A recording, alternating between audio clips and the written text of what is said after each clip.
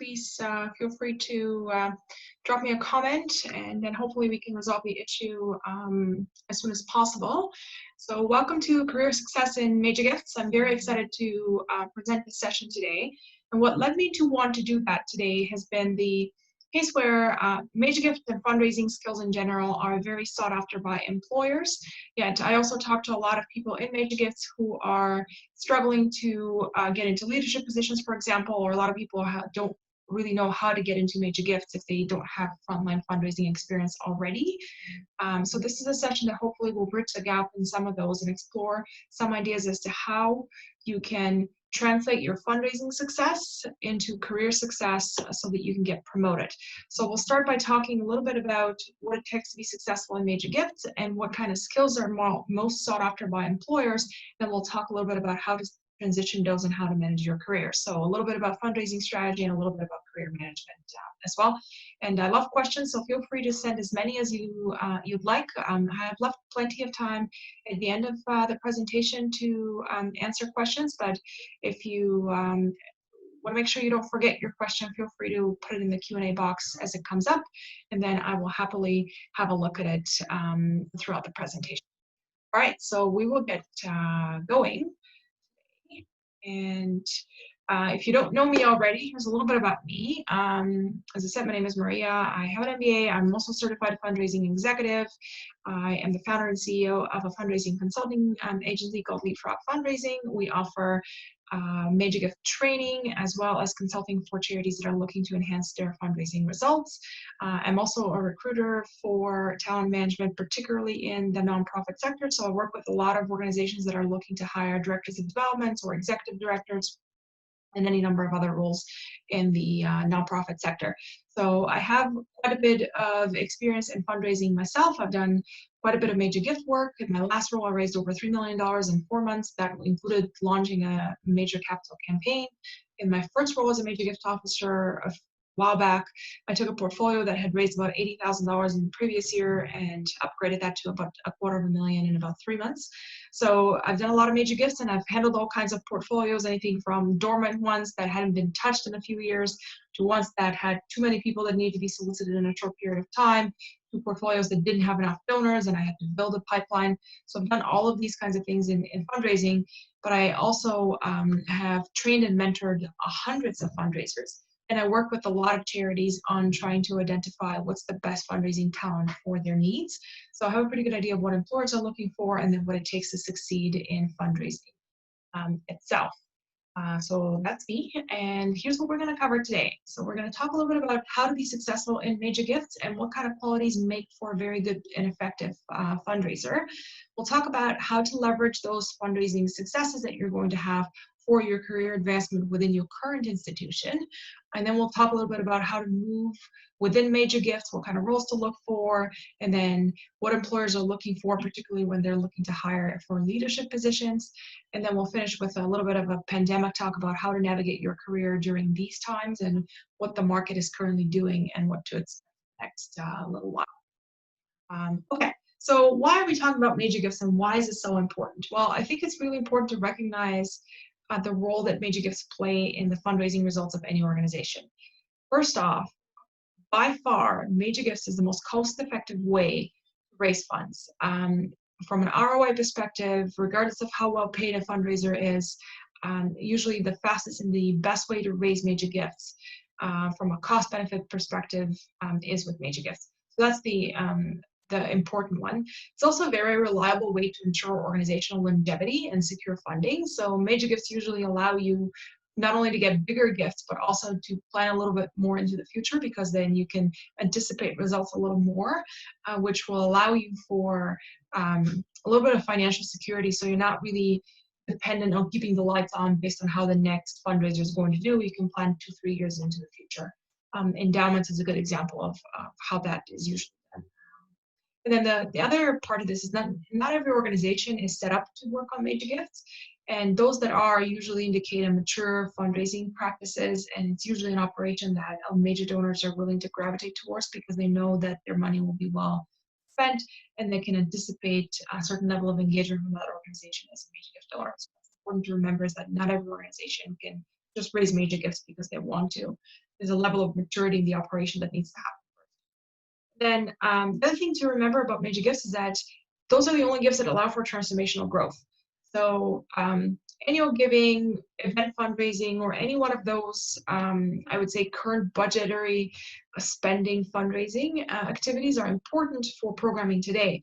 Major gifts allow you to do things into the future and allow you to do things over and above what your programming today is. So starting new things, building buildings, which is fairly transformational for a lot of organizations, that really is done only with a lot of support at the major level. So that's why a lot of organizations gravitate towards major gifts, and that's why the skill set of being good at raising major gifts is really important for a lot of organizations and for hiring managers.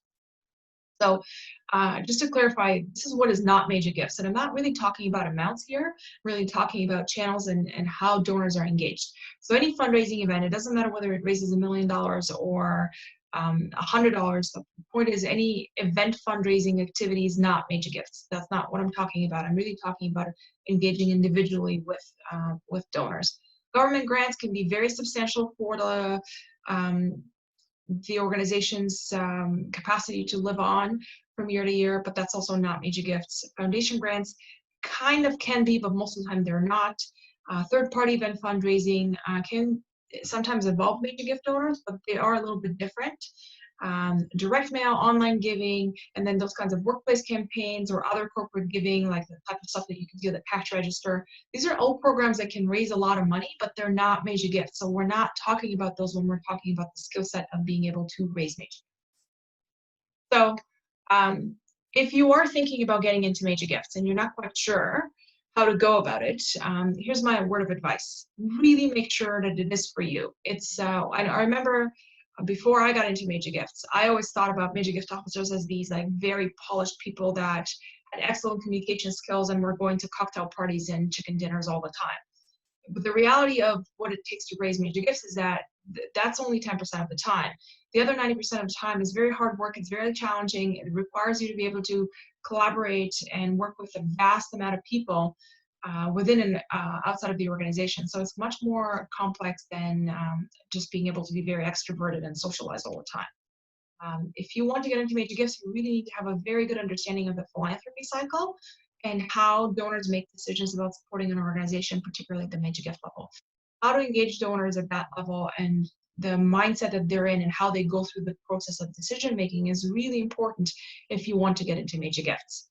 And you also need to go where the major gift donors are.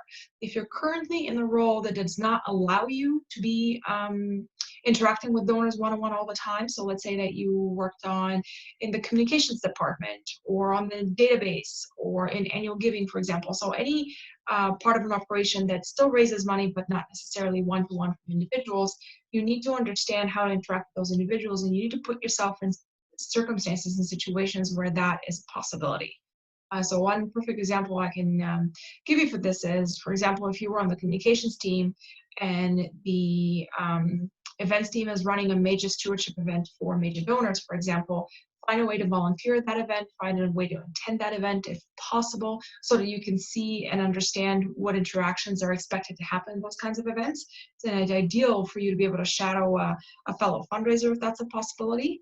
But that's how you would go about it. So it may require you to function a little bit differently outside of the bounds of your current role, and that's totally okay, but that's how you would understand whether that role is really for you. And then you definitely need to ask for gifts. More important than even the fact that you've worked on gifts in terms of dollar amounts is whether you've asked for funds consistently or not. So a lot of times when I talk to people who are looking to get into major gifts from another area of nonprofit sector, something that people would often say is, I love interacting with donors. I like meeting new people, for example, or I like going to events. And those are great skills and they're certainly necessary in major gifts. But the most important skill is, do you like asking people for money, which is what major gifts is. If that's not a skill that you have, you can get into fundraising, but you're never going to be very successful in it. So it's important that you find a way to understand whether you have the comfort level that it takes in order to be able to ask for gifts, regardless of whether you're asking for $20, $200, or $2,000 or $2 million. You need to be able to have a little bit of experience to know what that feels like for you. Attend a few donor meetings if possible. You can accompany another fundraiser, or you can book them yourself. If you work in a large organization and there's a number of donors that are not looked at by major gift officers, that's a good spot for you to be in. And again, it doesn't really matter what the amount is. The point is to go through the motions of being able to do that on a consistent basis. If you don't have experience, you need to advocate a switch within your organization first, before you start looking for roles outside of your organization. So what I mean by that is a lot of times what I'm seeing is someone will be in a role that's not in major gifts, and all of a sudden they'll decide they want to be in major gifts and start looking for a role outside of their organization. But if you don't have the major gift experience, a new employer is less likely to take a risk on you, even if you already have a lot of experience and the skill set to transfer. So it's important that you always try to find a way to advocate for that transition within your organization, because they already are taking lesser risk on you because they know you. So look within your organization first if you're looking to transition into major gifts for your first role. Once you have a little bit of experience under your belt, then you can obviously more appropriate. And then you need to take risks. So those first roles may come at a price of, they may be a contract, for example. They may not be as well paid as you think they are, or they may be an organization that is much smaller than what you're used to, or any one of those combinations. So it may require you to take a little bit of a risk in order to get that experience early on. So it's taking a step sideways in order to move to forward later on. So keeping that in mind, if you have not had a lot of experience in working with donors one-on-one, getting that first role is very challenging. But once you have that role, moving up and moving within fundraising then becomes a little bit easier. So keep that in mind. So here's the qualities of a successful fundraisers when it comes to major gifts. And this is really important to me because I think there is a lot of misconceptions and a lot of different personalities that you would experience in major gifts. And what I've learned and what's made me successful in raising funds is that you need to be true to yourself. You need to be authentic. So it's not really a matter of having a particular style. It's more about being aware of what your own style is and how to leverage that with donors. But these to me are the 5 most sought after skills that make for really good fundraisers that employers naturally gravitate towards. So being able to collaborate and work effectively with others is really, really important. And this is important for small organizations as well as large organizations for different reasons.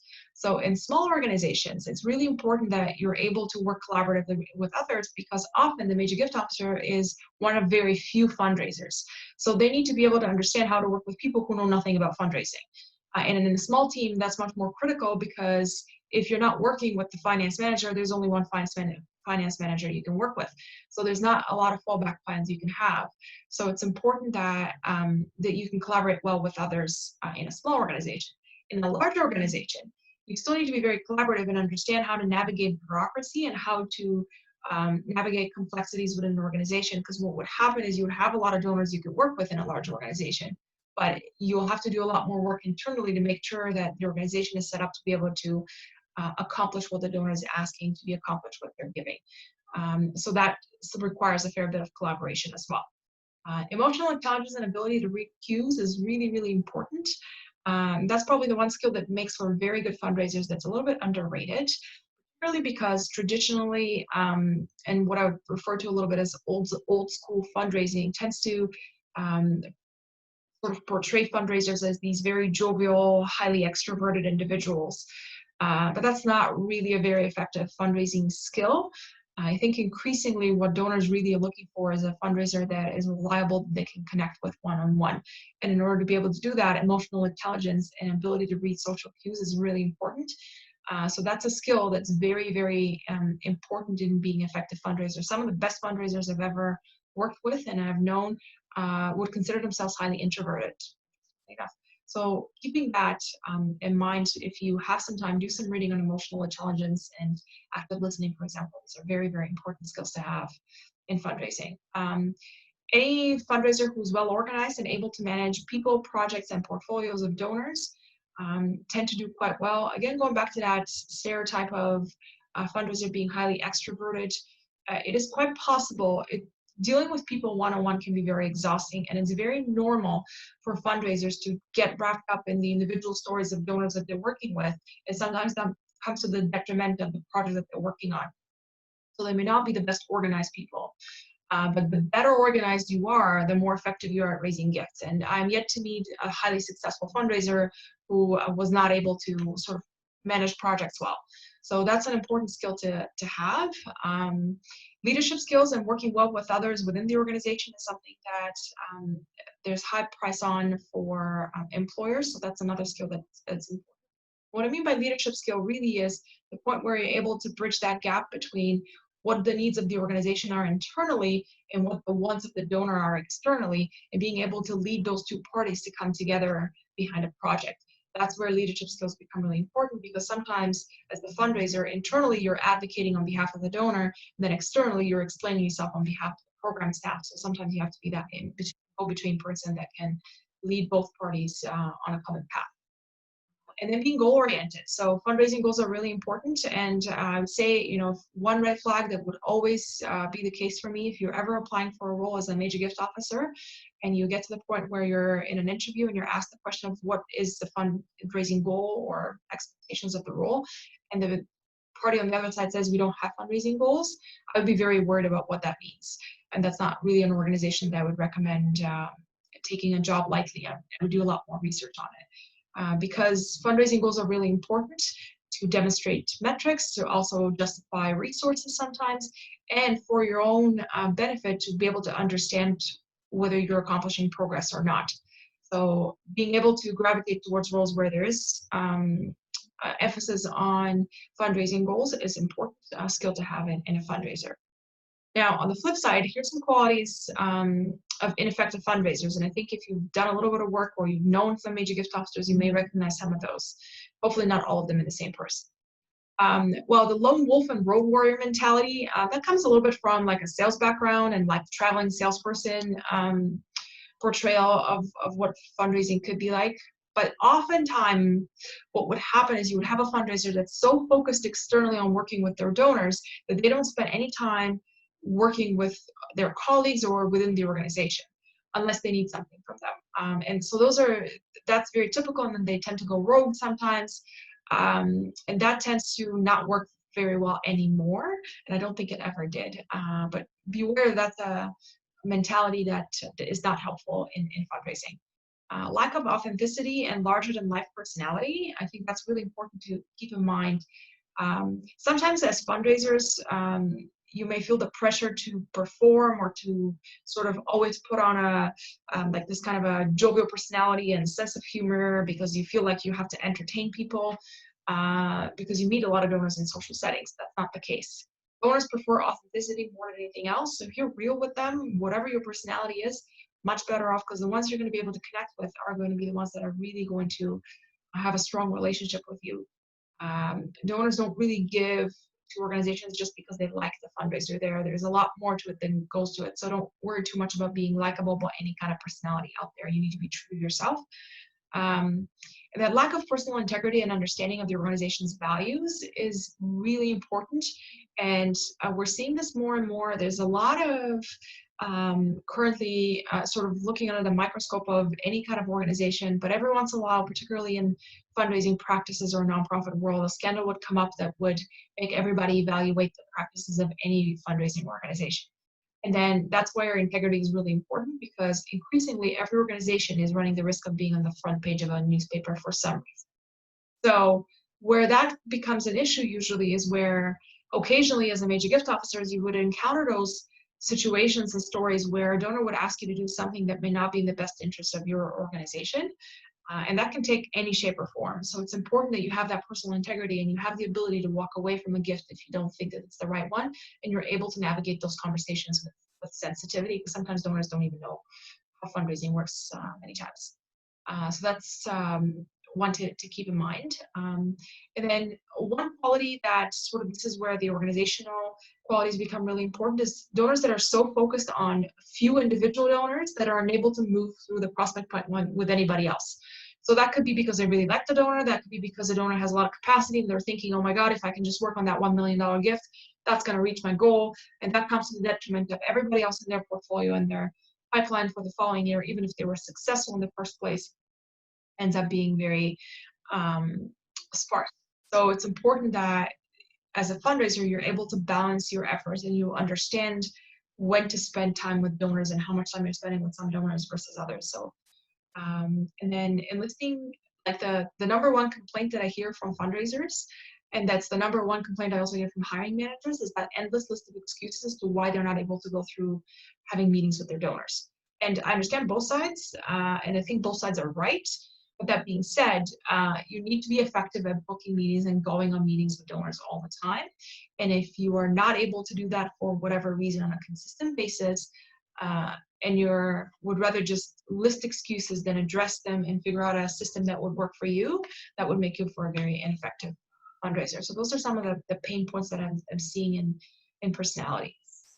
And then while at a meeting, I think it's really important to remember that listening skills are probably the most underrated number one quality in a fundraiser, which are very difficult to screen for in an interview, for example, because you're asking people to speak. So how do you know how good of a listener they are? But that's one skill that's really important in a fundraiser. I think as fundraisers, particularly early on in your career, you're going to be very nervous on those first meetings or when you have meetings with large profile donors, and you're always so wrapped up in your head about all the things you need to mention about whatever your latest project is in your organization. Sometimes you forget that asking those thought-provoking questions is the most important and most memorable part for the donor.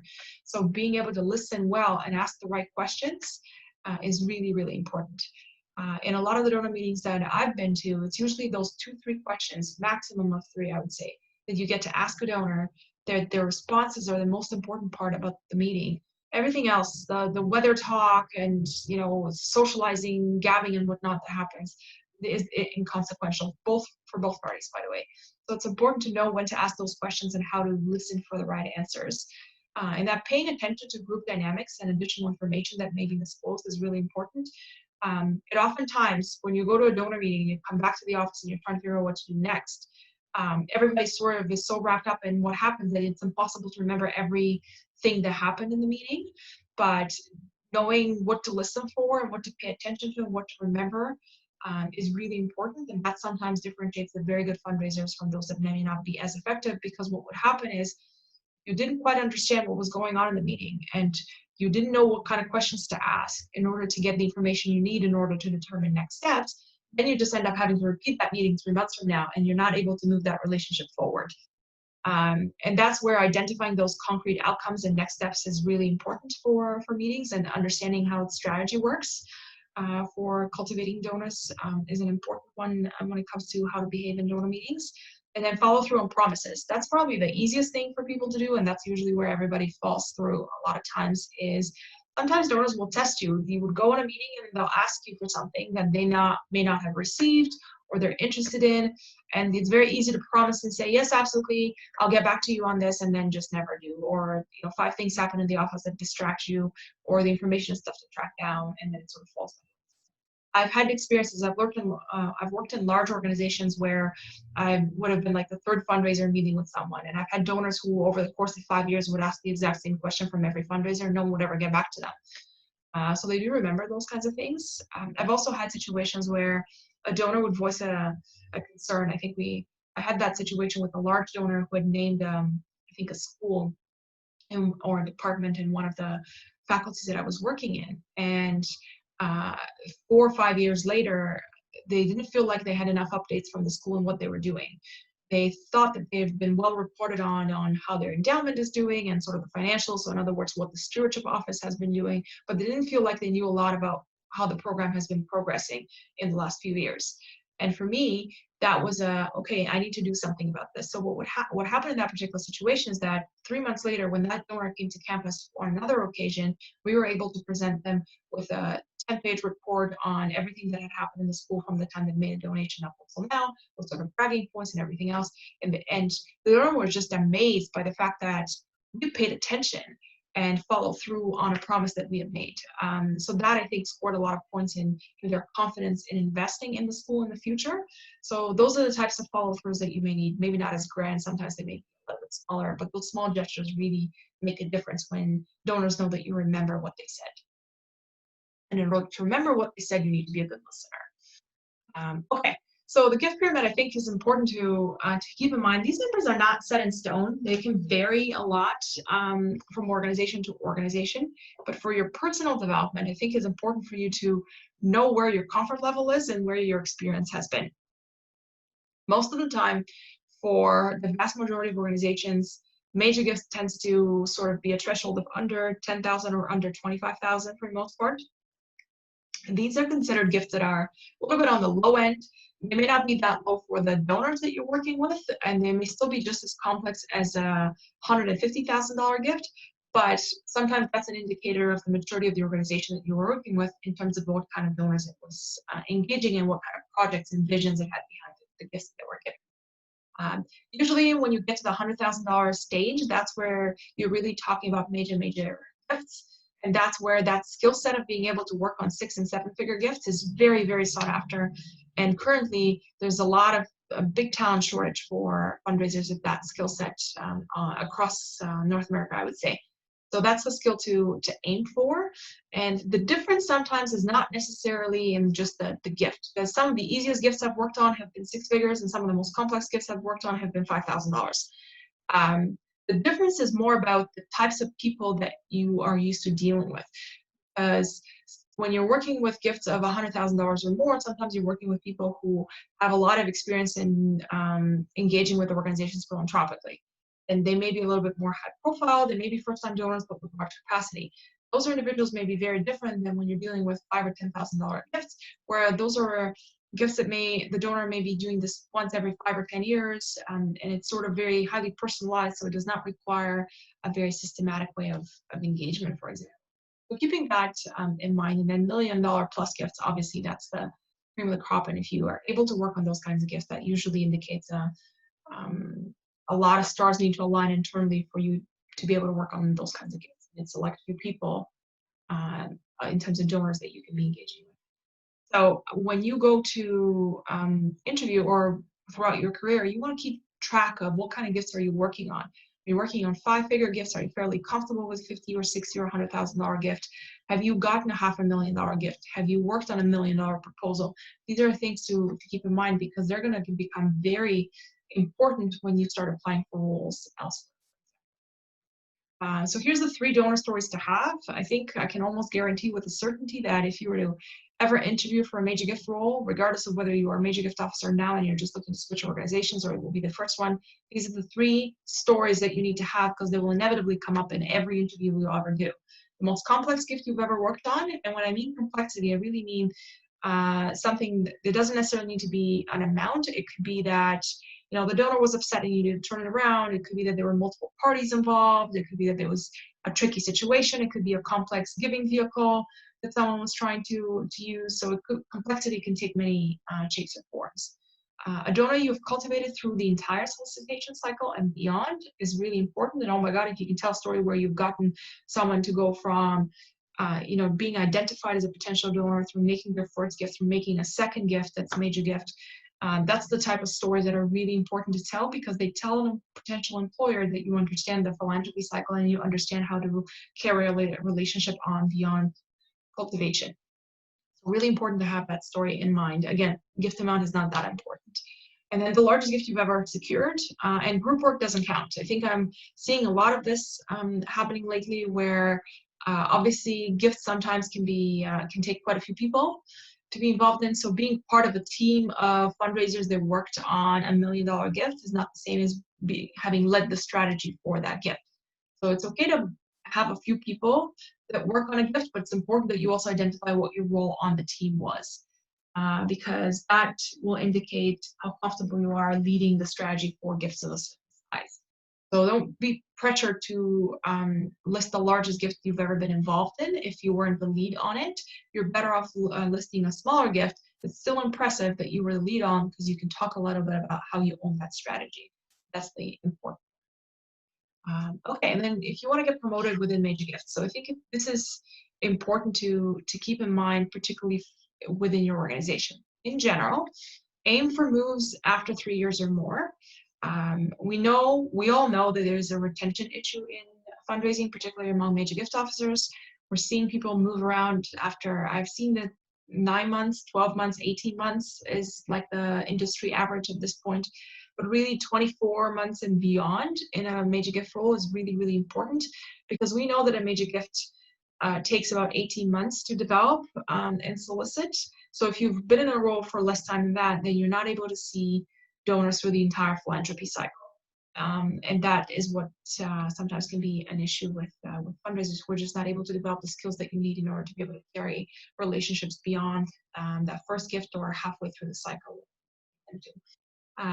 So stay as long as you can, but ideally you want to reach 3 years of maturity within an organization and within a role. And then the organization size matters a lot in major gifts. So it's not the same to have raised a $5,000 gift in a small charity as it is to have raised a $5,000 gift in a large charity. So it's important that you also identify what your fundraising goals are and sort of how they within the larger category of the fundraising operations of the organization. So that's something else to keep in mind. And then look for roles with increased level of independence. So more so than the gift amount, it's important how much ownership you have over the direction of the fundraising campaign. So if you put yourself in a situation where you're able to develop fundraising plans independently, even if that role is in a small organization, even if that means that you're going to work on gifts that are a little bit lower, that ability to plan and strategize will get you promoted long term. And those are the skills that are going to be really important, more so than being able to work on $1 million gifts if you're not able to necessarily own the strategy for that particular gift or the fundraising for that. And then managing staff is going to become important later on in your career, but the sooner you can get some responsibility over other staff, the better, even if it's just a summer student.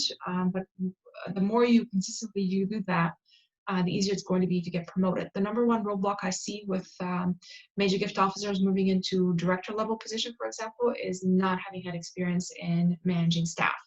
And I also know from my own experience when I have had major gift officers report with me and they would want to manage staff, as your mentor and supervisor, I wouldn't want to take them off working with donors because they may be very effective at it and I don't want to get them distracted, or their results there are much more important. So it's a fine balance you need to advocate for all the time, because your boss may not be willing to give you staff management responsibilities.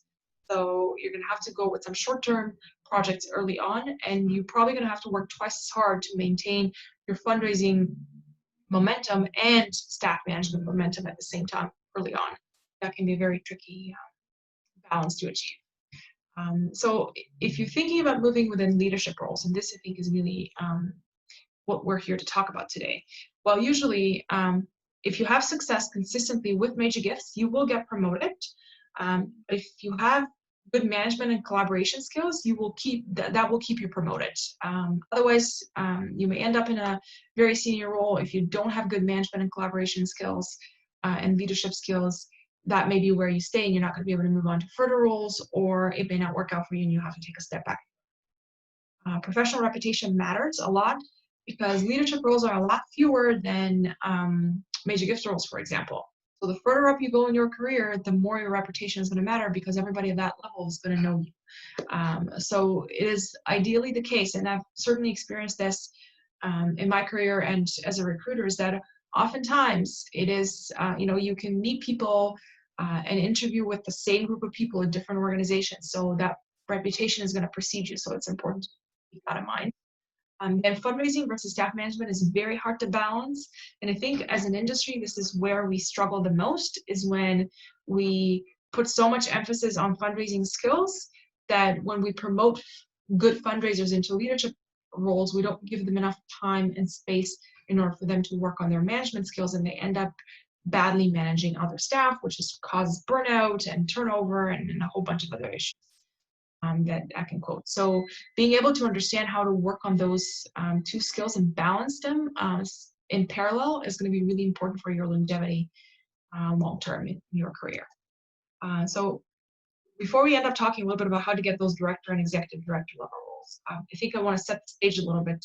So this is a very quick snapshot of the core skills that you have at each level within your career, if you wish. So early on in your career, those generalist skills that you're going to be looking for are going to really focus on how good you are at being at work. How organized are you? Do you have customer service skills? Do you have any technical skills that the role requires? What's your work ethic like? Those are the skills that are really going to matter to get you hired and to get you promoted in those roles. Once you start specializing in a particular area, say major gifts or plan giving or communications or anything else, that subject matter expertise that you have in that particular skill in terms of knowledge is going to become really important. And then you need to exceed expectations and all of those generalist skills that you should already come with. And that's where your fundraising skills and having achieved results is going to matter a lot. Based on those results, that's where those management opportunities are going to come, because fundraising skills are going to carry you into a management role. But then you really need to be able to develop an ability to lead people and to project staff and to manage projects and staff. That's the most important skill that is going to get you into a management role and keep you there and make you successful in it. And then if you're looking to moving into senior leadership roles, and I'm talking about vice presidents, executive directors, CEOs, those kinds of roles, there is a shift in skill set that happens there. So in that particular case, project management is no longer important, because at that point, chances are you're going to have multiple people that can help you manage a project. Managing a budget, on the other hand, public speaking, communication skills, and being able to develop a vision and strategic thinking and bring an organization together behind a common vision become really important skills. And of course, superb fundraising skills, because you're going to be dealing with the largest donors to the organization. So very different skill set, and it needs to be addressed in how you develop yourself as an employee, because you're not going to be able to develop a vision and skills, for example, in a highly specialized role. So you need to find other ways to be able to do that, and you need to work on enhancing your skill sets with all of these qualities, because they're not going to come to you until they're really needed. That's the point. So how do you get your first leadership role? Well, you need to vocalize your desire. So I think particularly for women who are listening to me today, I would say that the number one mistake that we make in our career management is that we always think that someone will appreciate us without us having to be vocal about it. And that's just not the case. It's not realistic. It does not happen. So if you have the aspirations for leadership roles, you need to vocalize those. You need to communicate those, and communicate those often to your managers and to your mentors and to your champions in your organization. So that's really important. And then working on balancing your skill set and doing the hard work of identifying what you're not good at and identifying what you've not had experience with, and investing some time and effort into developing those skills. So like the one example I can give where people would falter through this is usually when they make the decision that they want to be in a leadership role, and now all of a sudden they start working on their LinkedIn profile 10 years into it. Or for the first time ever, they go to a conference, or for the first time ever, now they're thinking about writing their CFRE, or any one of those things.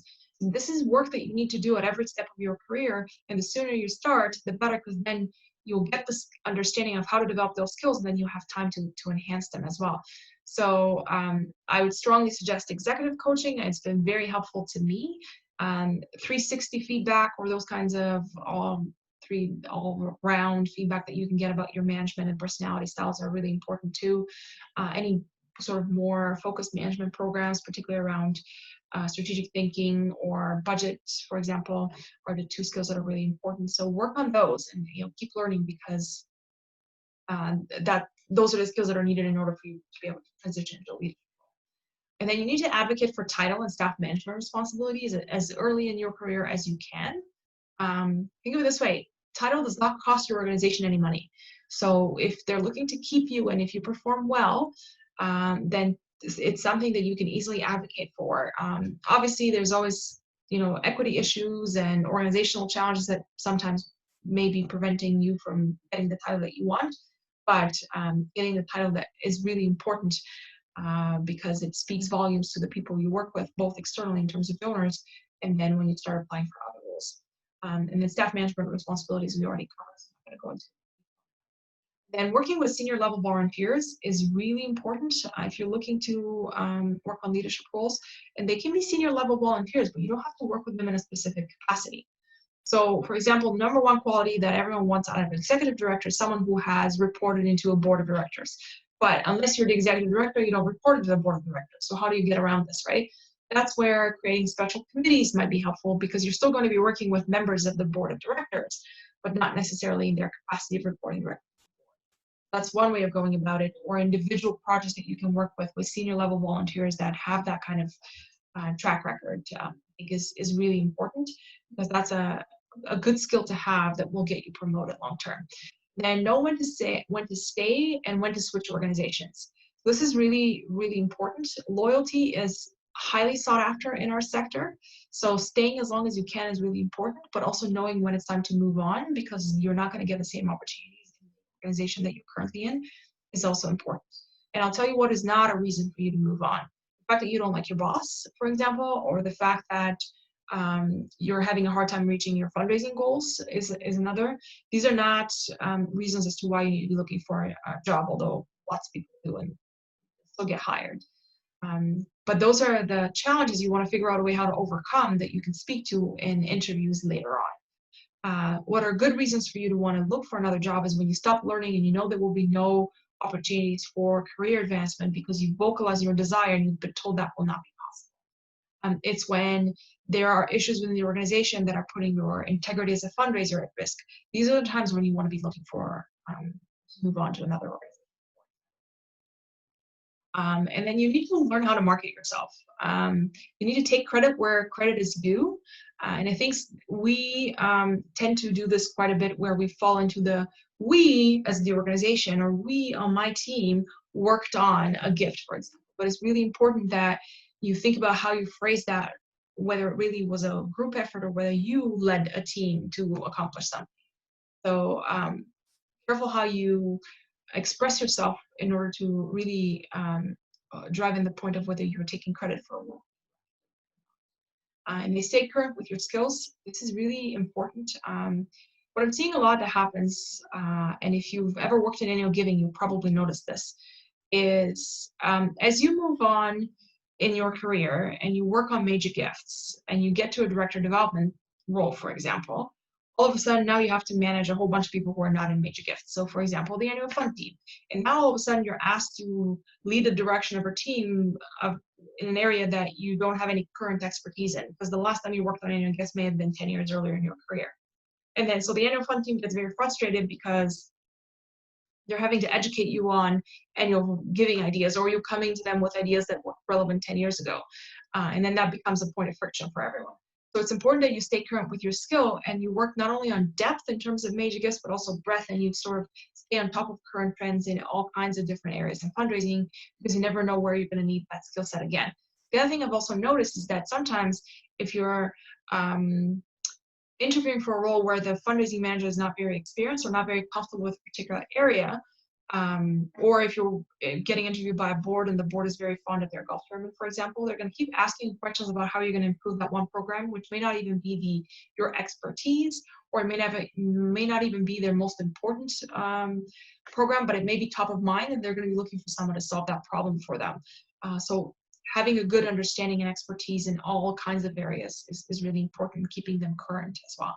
And then look for professional designations, particularly early on in your career. It shows commitment to the profession, and that's really important. Give back to the profession and mentor other people. It's important, particularly for leadership roles. Whenever we do reference checks, for example, for executive directors and directors, employers would often ask for references that come not only from direct supervisors, but from staff that has worked for them, for example. So being able to provide a range of references of people that know you in different capacities is really important, and sometimes having been a mentor to someone is a good way to go about it. And then loyalty, again, is very, very important to organizations. So, so now I want to talk a little bit. I did a little bit of a study within our own database of roles that we've worked on, and I wanted to sort of look at, what kind of skills are we looking for in the executive director roles? And when I say executive director, I mean someone who runs a small charity. And these are the skills that come to mind that employers and boards are really looking for, and these are the skills that we as recruiters are honing in on when we talk to candidates. Budget management, board management, fundraising skills, strategic thinking and communication skills, and then staff leadership. So these are the 5 core skills that are really, really important to have, and which one takes priority over another, it depends on the organization. Sometimes an organization may need a lot of help with budget, sometimes an organization may need a lot of help with fundraising, and sometimes they may be going through a rebranding, for example, and strategic thinking and communications may be much more. So it's a combination of all of them. You cannot be great at every single one of them, but it's important that you have a good balanced skill set in each one of those. So keeping those in mind. And if you're earlier in your career, it's important that you now identify what you don't have in your current day-to-day work and what's the one skill that you don't have a lot of exposure to, and map out a plan as to how you're going to acquire it in the next little while so you're ready when those roles come up 5 or 10 years. And then just who's getting the executive director jobs right now. Other executive directors, about 60%, so 2 out of 3 roles that we fill at the executive director level, the successful candidate is someone who's already had ED experience somewhere else. And they're either moving in from a small organization to a slightly larger one, or a lateral transfer into the same organization. But generally, other people with executive director experience tend to fill quite a bit of roles. Now, the caveat here is that this is a diminishing pool because baby boomers are retiring. So we know that those executive directors that are moving from role to role are going to become fewer and fewer. So even though they're currently very competitive in getting 2 out of 3 jobs, there's going to be a lot less of them to get those 2 out of 3 jobs, which leads me to the next category of people, and that is the directors of development. So usually the major fundraiser in an organization has a very good chance of getting those executive director roles when they become available, particularly within their organization. Because they already have exposure to the board, because they already have some of those core skills, and because fundraising is important to almost every charity that we work with. So those are the reasons why directors of development are usually pretty good at getting 1 out of 4 jobs, the director roles.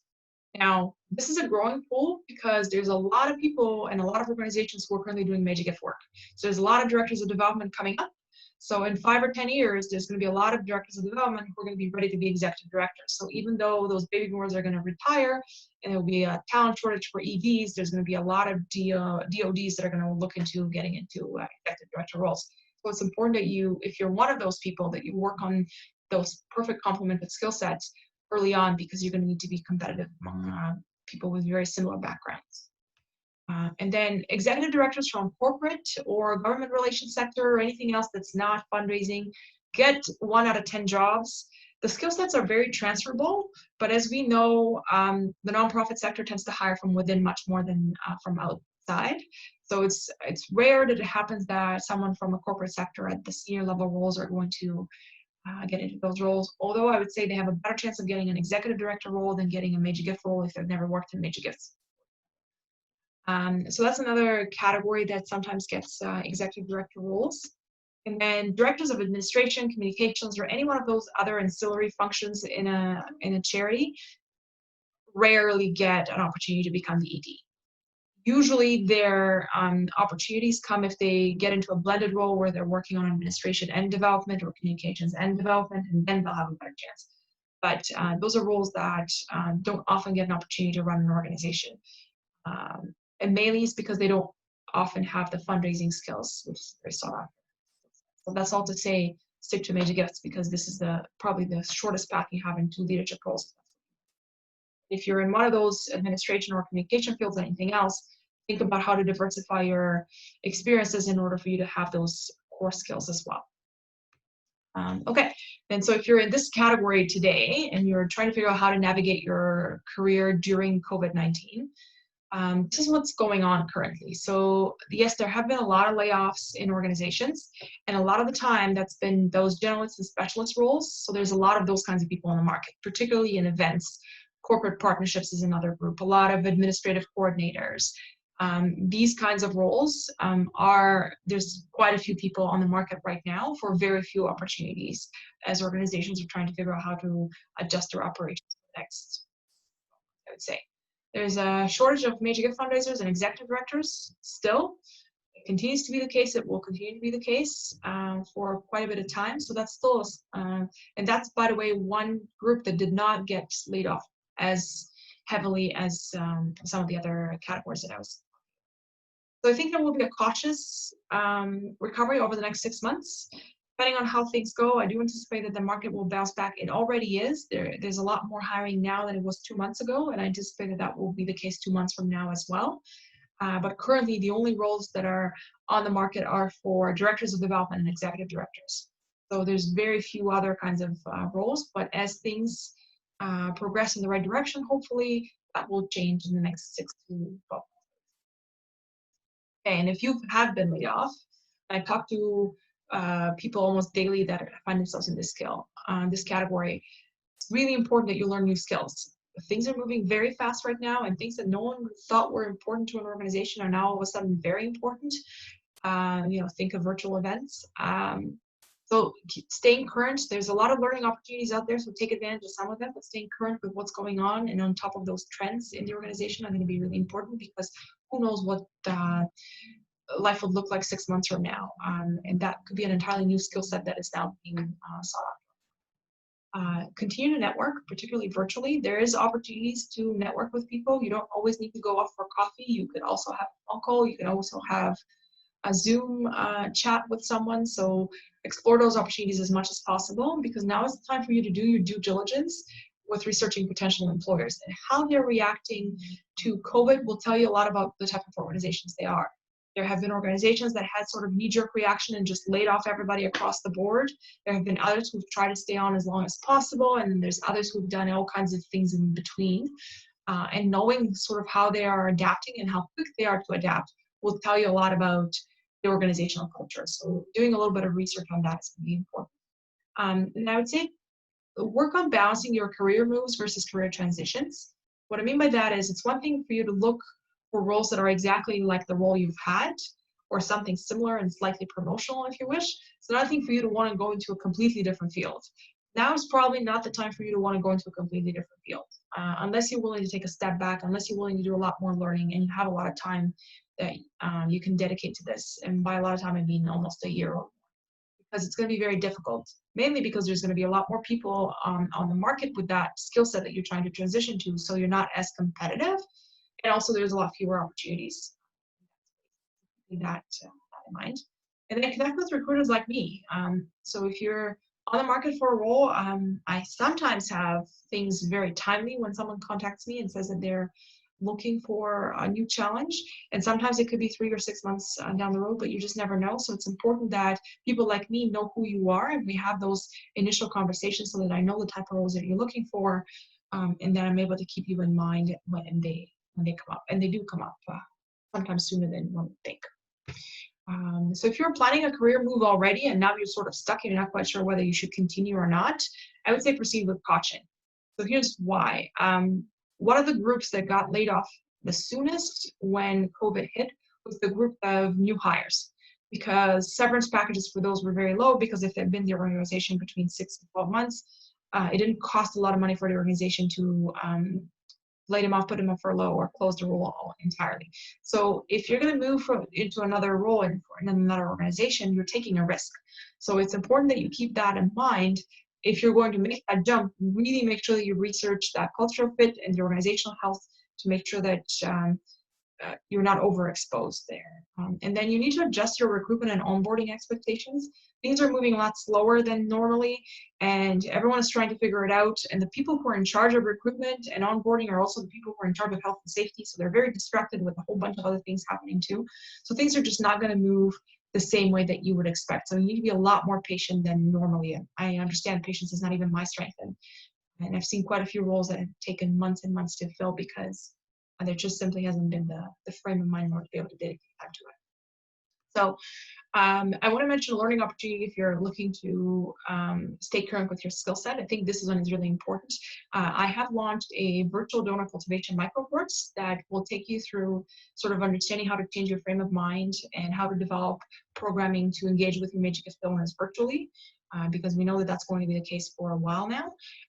So it's a 2-week micro course, and there's a promotional rate of $99 that expires tomorrow. So if that's a learning opportunity that you're interested in taking advantage of, then I suggest you think about that sooner rather than later. It is available for 3 CFRE points once you complete it as well.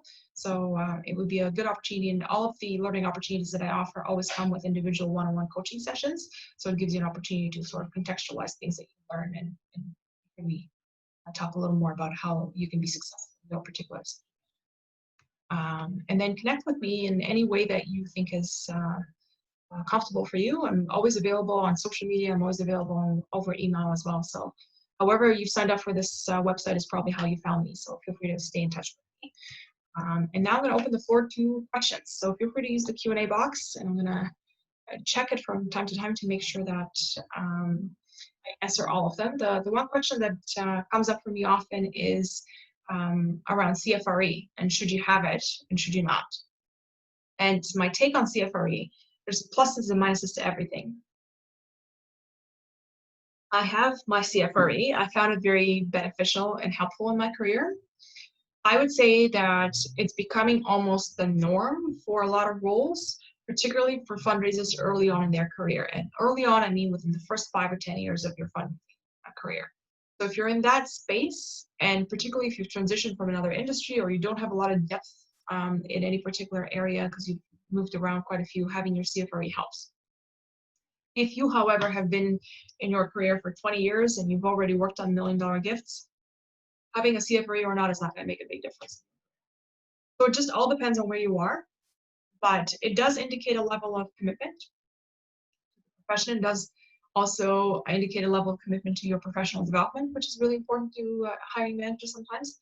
So it's good to have it, but it's not as effective the more experienced you are. And the other issue that we're starting to encounter is that now a lot of people who qualify for their CFRE, their requirements used to be a lot more stringent, so it's losing a little bit of its value because more people can have it. And I don't think that's bad because when you have to study for the CFRE, I think you learn a whole bunch of things. And the more people know those kinds of things, the better. So that's my take on CFRE, but I'm happy to answer any other questions that you may have had. This webinar, by the way, has been recorded and it will be available for your viewing later. So if it's something that you wanted to go back to and listen to, or you've got a question, then I'll happily answer it offline and you'll get a recording as well. But if there's no other questions, by the looks of it, I want to thank you for spending some time talking about your career or thinking and listening about different career strategies that you can have. And if you have any questions about major gift fundraising and you're wondering how to go about a certain donor or how to navigate fundraising in a virtual world, feel free to connect with me. I'm happy to brainstorm with you and help you out with those. Thank you.